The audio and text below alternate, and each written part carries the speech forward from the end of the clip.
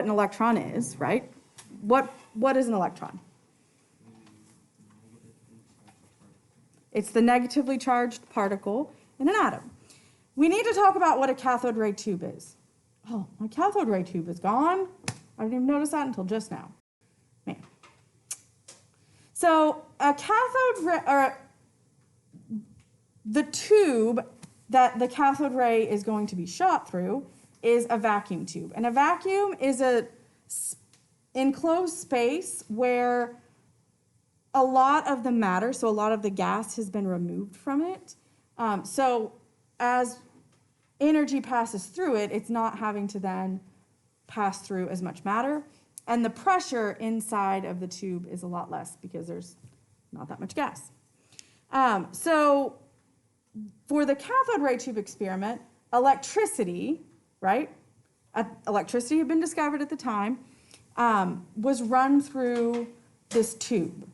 So connect it to an anode and cathode, and then run electricity through it. So here's what was observed with just letting the cathode ray run through the tube. So the enclosed space right here is the tube, and then this part through the middle is the cathode ray. Electricity, okay?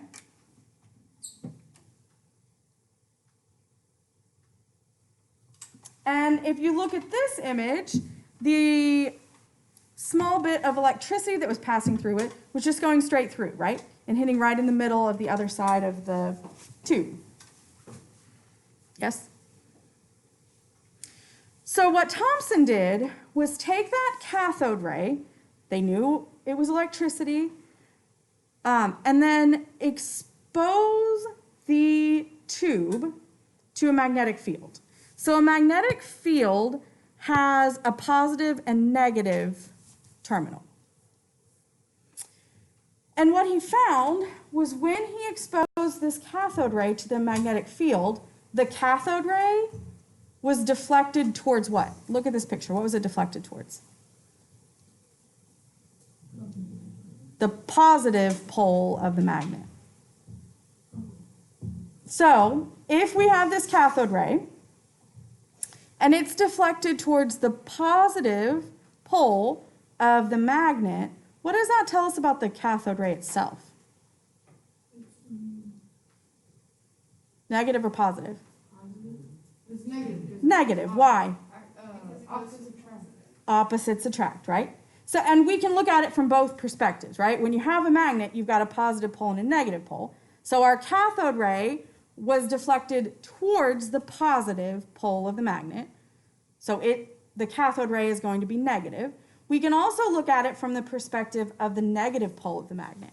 So if we look at the negative pole of the magnet, what happened to the deflection of the cathode ray?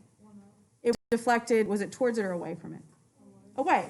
So the cathode ray was deflected away from the negative pole of the magnet, which further provides evidence that the cathode ray was what? Positive or negative? Negative. So with this experiment, J.J. Thomson was able to show that there are negatively charged particles in an atom. Is it okay if I scroll up? Okay, so a more brief summary of what Thomson showed was that cathode ray is negative because it was deflected either towards the positive pole of the magnet or away from the negative pole of the magnet. You can choose either explanation you want. They both provide evidence that the charge of the cathode ray was negative. So we credit Thomson with discovering electrons. He also studied mass to charge ratio. So he studied hydrogen, which most isotopes of hydrogen have 1 proton, 1 electron, and no neutron. So hydrogen makes an interesting atom to study because it's just a proton and an electron. 1 proton and 1 electron. And what he found was the mass of that 1 electron was about 2,000 times smaller than the mass of hydrogen. So he knew that the electron wasn't everything that was in the atom, right? There was still mass missing. The model that we associate with Thomson is called the Plum pudding model, and the name for it has not aged well because we no longer eat plum pudding. But you can also think of it as like the chocolate chip model. What he said was there are electrons, negative particles throughout the atom, and he said that those electrons are floating in a positive goo.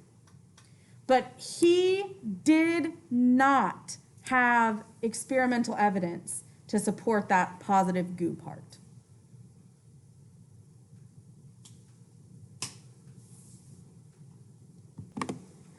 Let's look at this plum pudding model that's pictured here. So can you count how many electrons there are? 10. I forgot to make copies of the periodic table again. I'm not going to make excuses. I just forgot. I haven't had a planning period. That's my excuse, but I don't know that that would have made that much of a difference. If we look at the periodic table, which you do have on OneNote, what neutral atom will have electrons? So if it's neutral, protons equal electrons. So neon would have 10 electrons. And neon, we're going to find out sometime, this is all neutral. Neon does not become an ion. So, where to go? Why is this a thing? This plum pudding model likely belongs to neon. So what I want you guys to try is to draw the Thomson plum model for hydrogen and oxygen. So when we draw the plum pudding models, what's the only subatomic particle we include? Electrons. Okay? So now let's talk about the problems with Thomson's plum pudding model. I'm going to let you copy this down, and then we will talk. So as we consider Thomson's plum pudding model, do we know that atoms contain something positive? Yes. There has to be some positive something to make the overall charge of atoms 0. So even Thomson knew there had to be something positively charged in the atom. He also knew, based on his work, that there had to be something or some things to account for the missing mass, because the 1 electron of hydrogen only accounted for 1/2000th the mass of the hydrogen atom. And so we know, in retrospect, and even Thomson knew at the time, that there had to be something massive, something more massive, and something positive to balance out the charge. And so that's what we're going to talk about next.